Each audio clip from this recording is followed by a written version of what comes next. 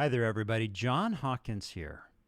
A few weeks ago on social media, I posted that I was going on a mission trip to Juarez, Mexico, to build 3 homes in only a couple of build days. Well, I'm back from that trip, and that trip was so meaningful, had so much impact on me, that I decided to put together a video for all of those who contributed by giving me their support, and also those who generously donated to the Building Supply Fund. I really appreciate what you did. I think, too, there's also other implications here. I've got the title of this session as well-being, and this is well-being outside of work. For those of you who are looking for employment and don't have the advantage of going into the office and getting free coffee, lunches, massages, or whatever else your company provides, there are other opportunities out there, and I would highly suggest you consider something like that. In fact, that was a situation I found myself in. A month ago, my contract concluded. And as a result of that, I had some spare time on my hands. And so that is when I reached out to a friend of mine and was talking about trips that he'd done in the past. He invited me on the trip, and I'm very grateful for that. And don't worry, Ted, I promise I will not mention your name. All right, so the mission was to build, furnish, and move 3 families into their new homes in just a couple of days. Day 1 was a travel day. We went to Walmart and purchased furnishings for these 3 homes. Let me tell you, there were a lot of shopping carts. All of us were pushing shopping carts. We were getting tables, chairs, refrigerators, beds, you name it, we got it. We were going to build 2 homes on the second day, and then 1 home on the third day. My first and biggest concern was safety. Juarez is not really a safe place. In fact, they've got a lot of crime, homicide, kidnapping, and they do hold a level 3 travel advisory from the United States, and the Department of State recommends that we reconsider our plans. So I talked with the team, and I felt like the safety concerns were met. I'm back, which is good, right? But they did take care of all of that for us, and I felt very safe with the group. I wouldn't venture out by myself, but I did feel very safe with the group. So what is life like in Juarez, Mexico? Well, one thing that stood out to me is the power infrastructure. It's extremely fragile. There's open wires out in the open. Open meaning they don't have any insulation around them. You can find electrical sockets outside. They don't have running water. Water's delivered via a truck, and it's all in very limited quantity. I didn't see indoor bathrooms. They use outhouses. Houses are constructed with scrap material. They build it with pallets, tires, plywood, those sorts of building materials. The daily wages are about $15 to $18 per day, and they have limited Wi-Fi, and by limited, 0 Wi-Fi that I saw. We fortunately did have Wi-Fi in the facility, but in Juarez, in the region, part of Juarez we were in, I didn't see any Wi-Fi. And I was really shocked to find these conditions that people were living in. You can see here, through these pictures, there's shanties along the roads as you're driving, and the area is a desert, right? I didn't see any lakes, streams, rivers. Well, there's one river, Rio Grande, that we crossed, but for the most part, it is a desert region. Where I live, dogs are on leashes, and what I came to find out on the trip was that there are unleashed dogs roaming all throughout the streets of Juarez. And even one family owned a horse, which you can kind of see here in that bottom left picture. As you can see, as I could tell, you can't see in the picture, but the horse was hooved. It had food. They had 4 containers of water for the horse. and it was well taken care of. The big question in our mind was, what are they using this horse for? I have no idea, but it was the only horse I saw and well taken care of. So the families who apply for this to have homes constructed for them, they're vetted.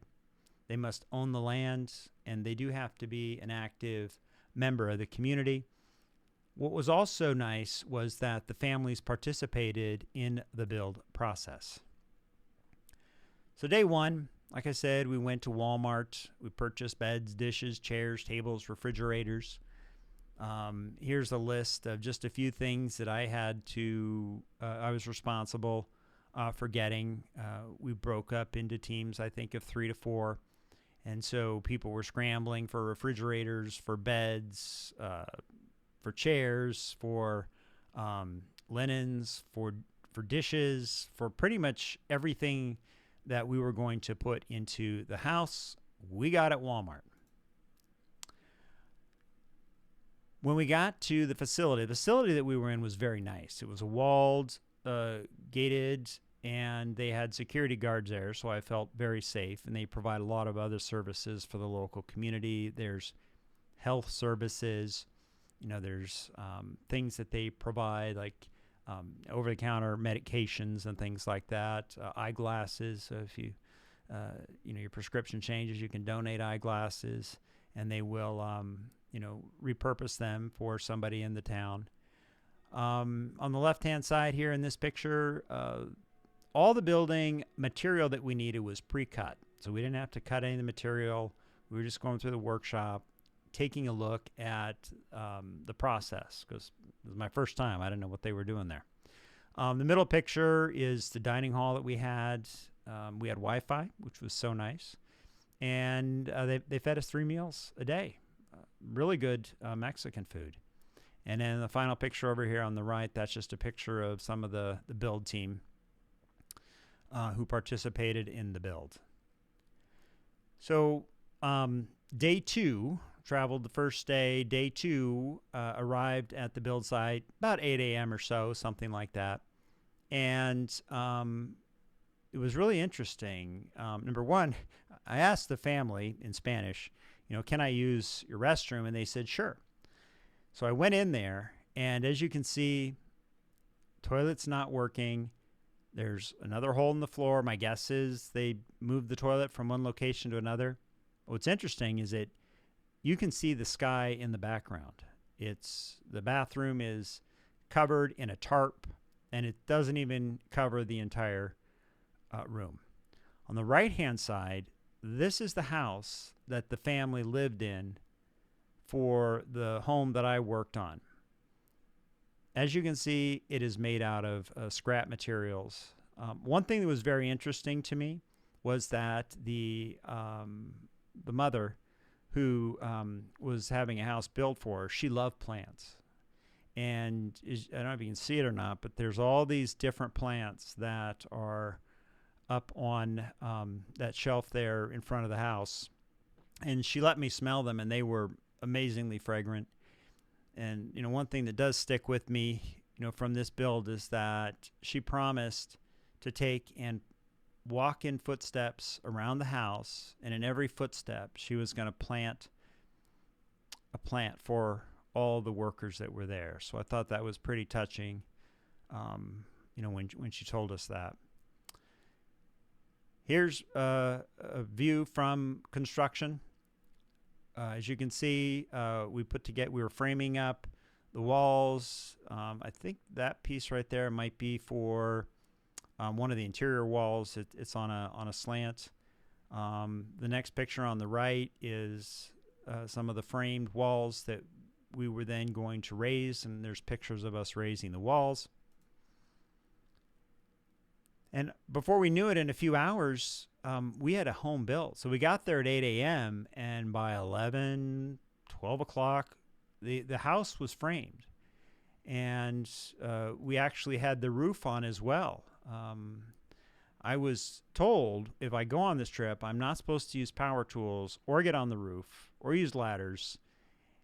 And I I don't know if I forgot, but I'm like, well, someone needs to put this roof on and screw it down. And so I jumped up on the roof and took the opportunity to take a few pictures. As you can see here on the right, that's from the roof. We're looking down on the first home there. And you can see that it's not meant, I mean, these things are small. They're not a lot of square feet. Of course, there's always awkward poses when you're out on a trip, and there's always somebody who likes to take the awkward poses. I'm just showing this picture because we did have a lot of fun on this trip.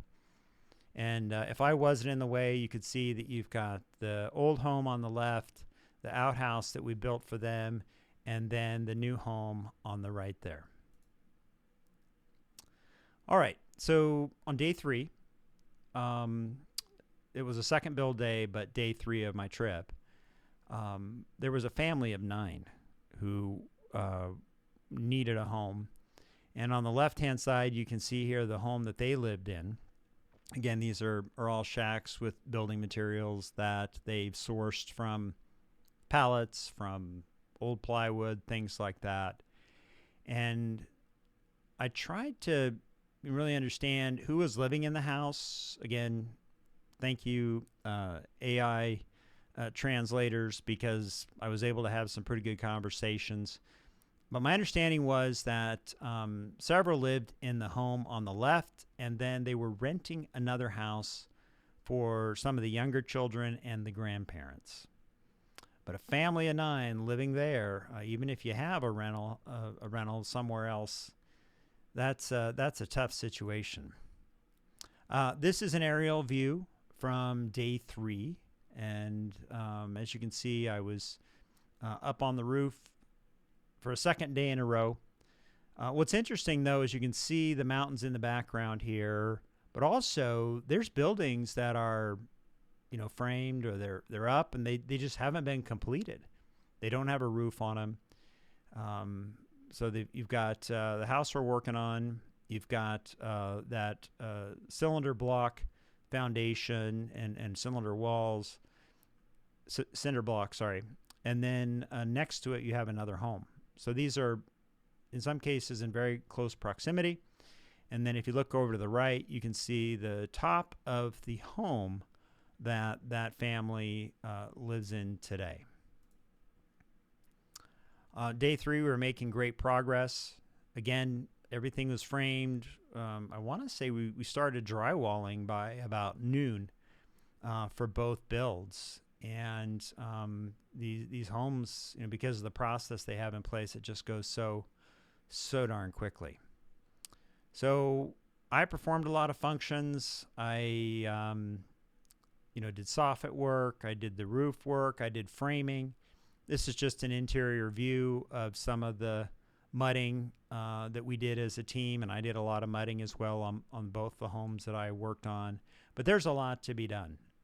Everything from, bringing water to the guys, to picking up nails that fell, to carrying things to and from in the truck. And actually on the right-hand side, this is one of the gentlemen that I was working with.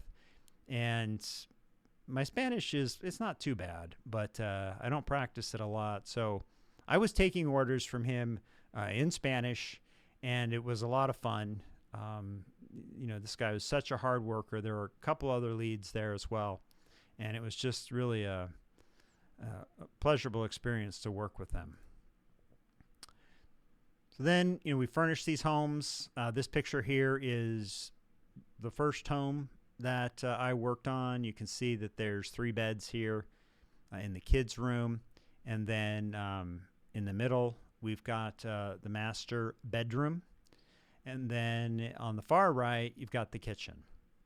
Now, some might say, well, John, you didn't sand down the mud and you didn't paint. We do leave that for the families to do. The mud's not even dry by the time we turn over the house. So it's a tight timeline, and that's up to the families. For all 3, we had a handing over the keys little ceremony there. So here on the left, you've got the family.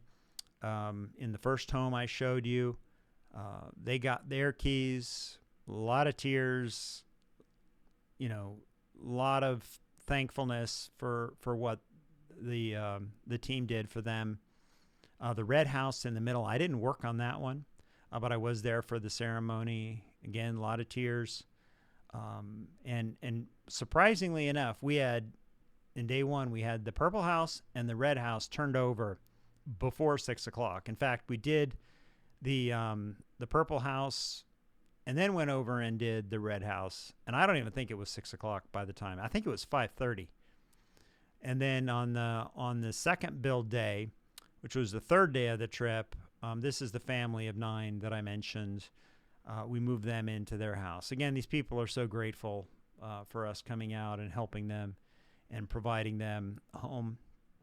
It might not be the home that, we live in.